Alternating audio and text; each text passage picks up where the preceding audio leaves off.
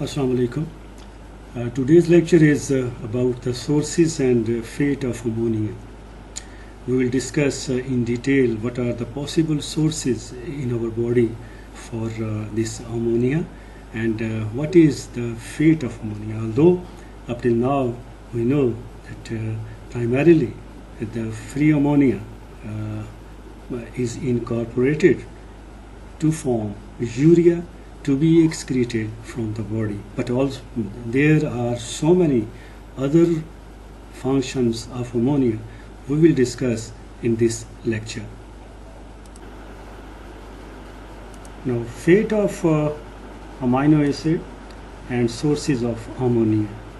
By the process of deamination, the removal of amino group from the amino acids,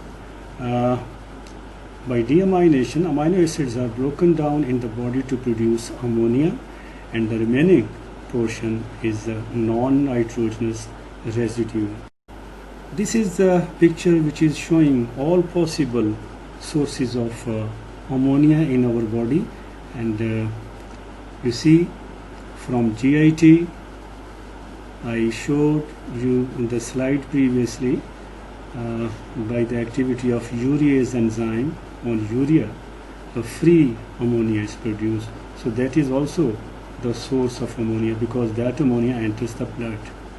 The other sources are the purines and pyrimidines metabolism contribute a bit for the formation of ammonia.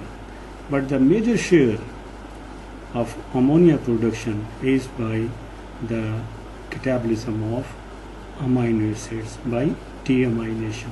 By deamination from amino acids, ammonia is set free, and the remaining portion of amino acids that becomes non-nitrogenous residues.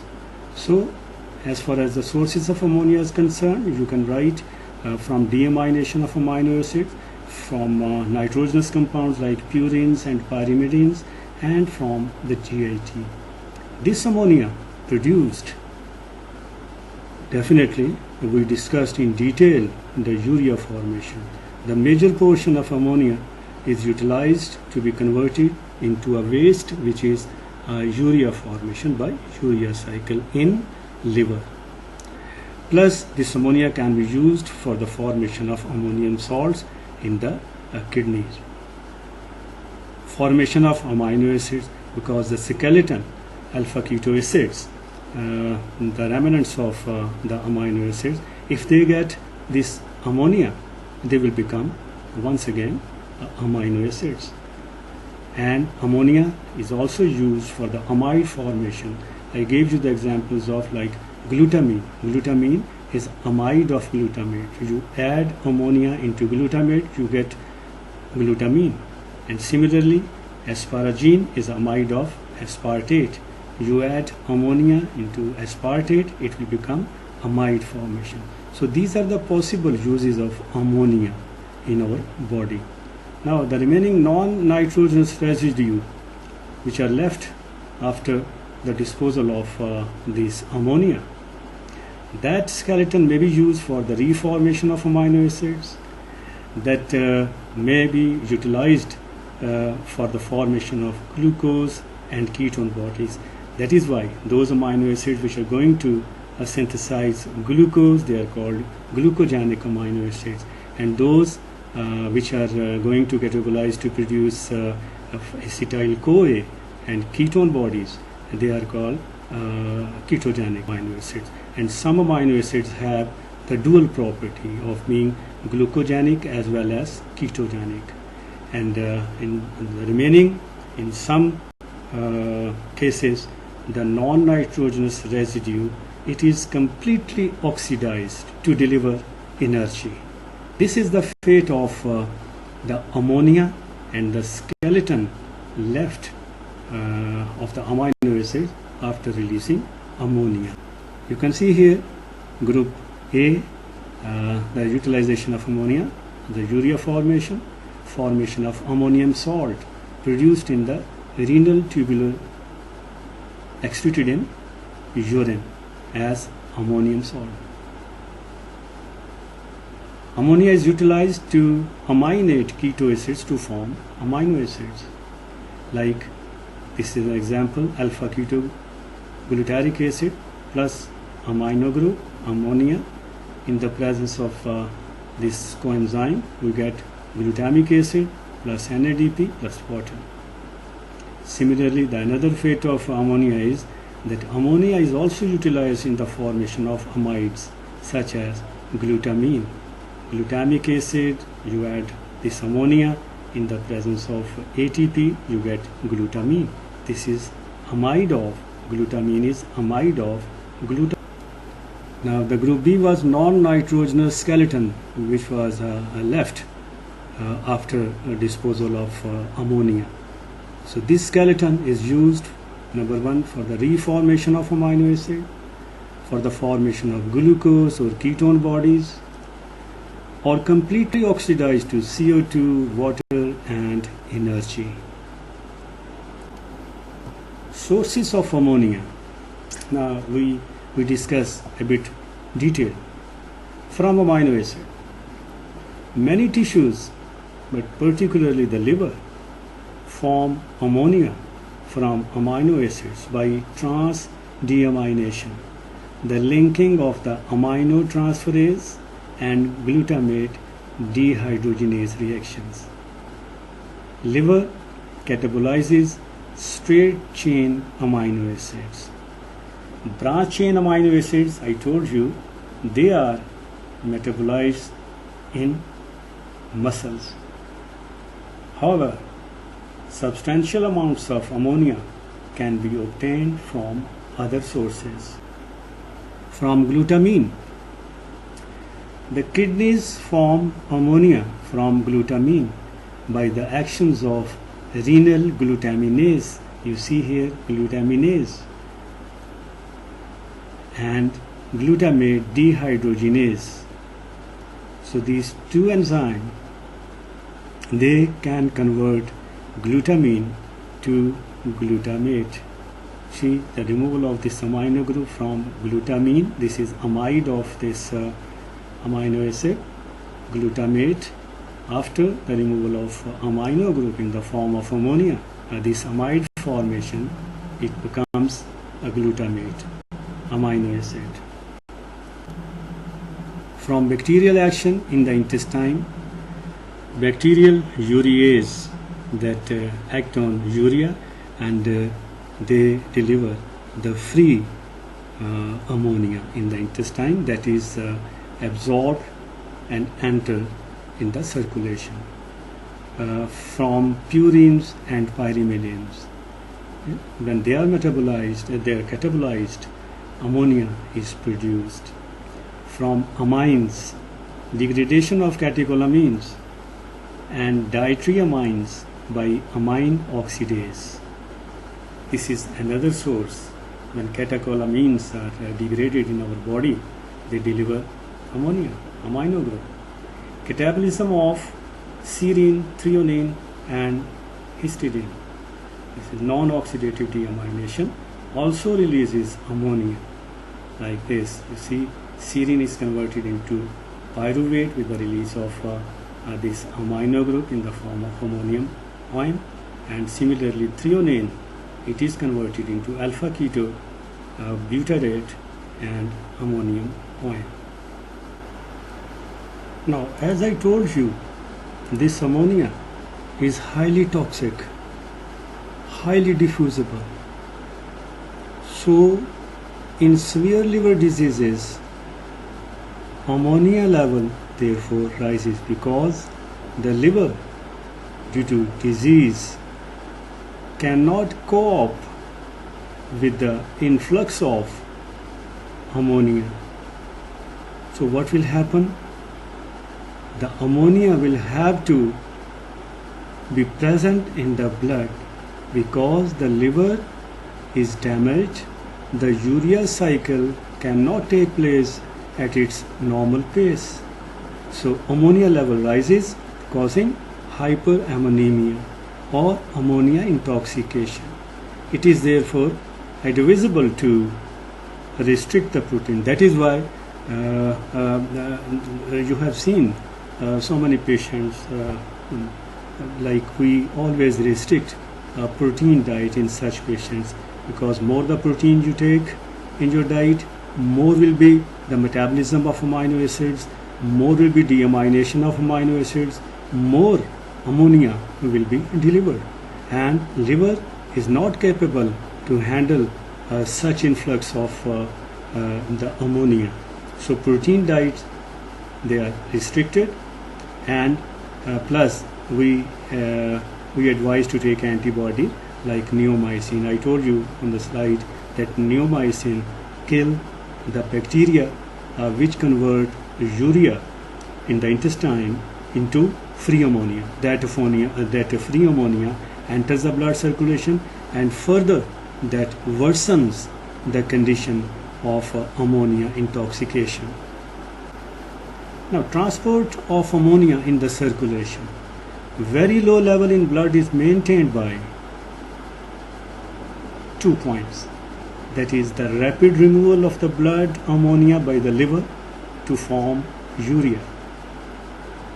And in the blood, ammonia cannot be transported from the peripheral tissues, from the muscles, from the brain in free form, because a slight increase in the ammonia level in the blood will lead to a severe consequences, unconsciousness, or maybe a coma or death. So, rapid removal by urea cycle in the liver, and in the blood, this toxic ammonia is transported in 2 forms,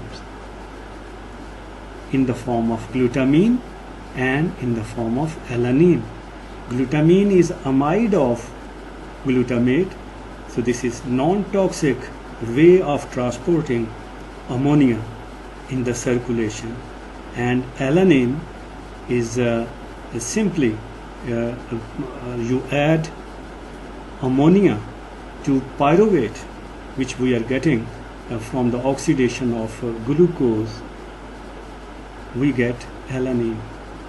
So ammonia is transported in 2 forms, in the form of glutamine from the peripheral tissues, or in the form of alanine when the ammonia produced in the muscles has to be reached to the liver, that is in the form of alanine.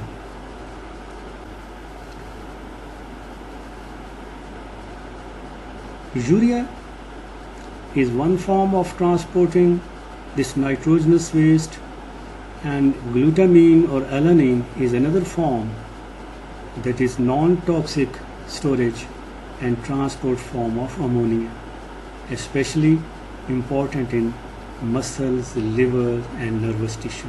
You see here, glutamate has to carry this free ammonia which is toxic, so glutamate will form amide. Glutamine, this is now non-toxic, so in the form of glutamine. Similarly, in the muscles, pyruvate after receiving this amino group is converted into alanine. So these are the forms in which this toxic compound ammonia is wrapped up in non-toxic form. Now here is a slide which is showing how the ammonia is fixed and metabolized. Fixation and metabolism of ammonia.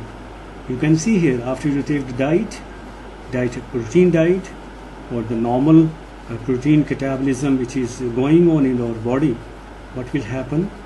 Due to deamination of amino acids, ammonia is being released, and that is captured by alpha ketoglutarate to be converted into glutamate. Now glutamate, by the activity of glutamate dehydrogenase, it is converted into by the removal of ammonia, deamination of glutamate lead to the release of free ammonia and formation of alpha ketoglutarate. The coenzyme here is NAD. There is a mistake in Lippincott here. Instead of NADP, it should be NAD. because NADP is used when we have to convert by the activity of same enzyme, glutamate dehydrogenase, when we want to convert alpha ketoglutarate to glutamate. So remember, make it correction, it is NAD. So in the presence of NAD, glutamate is degraded into alpha ketoglutarate and free ammonia. That free ammonia then enters in the urea cycle, or that ammonia is being taken up by the glutamate. The enzyme is glutamine synthetase. We get amide, glutamine, amide of glutamic acid. Here you see this free ammonia is coming from the previous slide, from the deamination of glutamic acid. Enzyme was glutamate dehydrogenase. Coenzyme was NAD. It is not NADP. So free ammonia will be there. Now another source of free ammonia is this glutamine. Glutamine, which is being acted upon by glutaminase. Glutaminase, it converts the glutamine into glutamate and into free ammonia. So this free ammonia, whether we are getting it from the upper source from glutamate or from glutamine, that ultimately enters the urea cycle to form urea to be excreted in urine. And this amide formation, which is being formed by the addition of this amino group to glutamate, that can also be used for the donation in the biosynthetic reaction. I will tell you later how this amide group is used for the formation of different amino acids. Now, hyperammonemia. Normally the capacity of the hepatic urea cycle exceeds the normal rates of ammonia generation, and the levels of serum ammonia are kept as low as between 5 to 50 micromole per liter, remember. But when, due to any defect in the liver or any genetic defects in the urea cycle, if the cause is acquired or any disease of the liver, this we call as acquired hyperammonemia. And when the cause of ammonia intoxication is related with the genetic defects of the urea cycle, we call it hereditary hyperammonemia. So in these cases, whether it is acquired or genetic, the level of ammonia may rise up to 1000 micromole per liter. This is a stage of ammonia intoxication. It is a state of medical emergency because ammonia has a direct neurotoxic effect on central nervous system, leading to tremors, slurring of speech, vomiting, cerebral edema, and blurring of vision. At high concentration, ammonia can cause coma or death. Now, acquired hyperammonemia, when the cause is disease of the liver. Liver disease is a common cause of hyperammonemia in adults. So many diseases. Viral hepatitis, hepatitis may be of A, B, C, D, E type.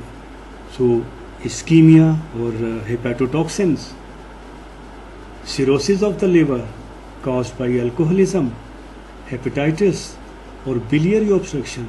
These are all the possible acquired causes of liver diseases, and when the cause is acquired, it is acquired hyperammonemia. Then hereditary hyperammonemia. Genetic defects of each of the 5 enzymes of the urea cycle have been described. All inherited deficiencies of urea cycle enzymes typically result in mental retardation. X-linked ornithine transcarbamylase deficiency is the most common cause of disorder, predominantly affecting males. Now you see what happens if the cause is related with the inherited deficiency of rate controlling enzyme. Rate controlling enzyme was, if you remember, carbamyl phosphate synthetase 1. So if that is genetically defective, what will happen? The very first step of urea cycle will not proceed, and after you take a protein diet, and after the deamination of amino acids, free ammonia will be there. So what will happen? There will be excessive accumulation of ammonia, because the first step, the rate controlling step, is not taking place, and the whole urea cycle is blocked. So excessive accumulation of ammonia will lead to, for the time being, for the formation of glutamate, because alpha glutarate is there, and they will accept these free ammonia.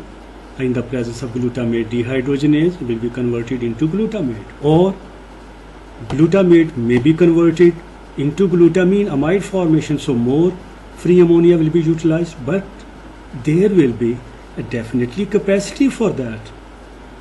After that, what will happen? When there is a saturation of glutamate and glutamine, this free ammonia will become intoxicated. Ammonia intoxication will be there. That is the medical emergency. So what we do in such cases, genetic cases, that what we do is we add phenyl butyrate. Phenyl butyrate given orally is converted into phenyl acetate. Phenyl acetate, what it does? It simply combines with the glutamine, because that is the ultimate product we are getting by excessive accumulation of ammonia in the form of glutamate, and glutamate is converted into glutamine. So this phenyl acetate, which is formed after taking phenyl butyrate orally, it binds with the glutamine covalently. After binding with glutamine covalently, what we get is phenyl acetyl glutamine. So phenyl acetyl glutamine is excreted in urine. So for the time being, the patient is benefited regarding the ammonia intoxication. This is how we treat with the patient when the very first rate controlling step, the rate controlling enzyme carbamyl phosphate synthetase, is deficient. Thank you very much for today's lecture. Inshallah, we'll meet very soon in my next lecture. Stay safe, stay blessed. Thank you.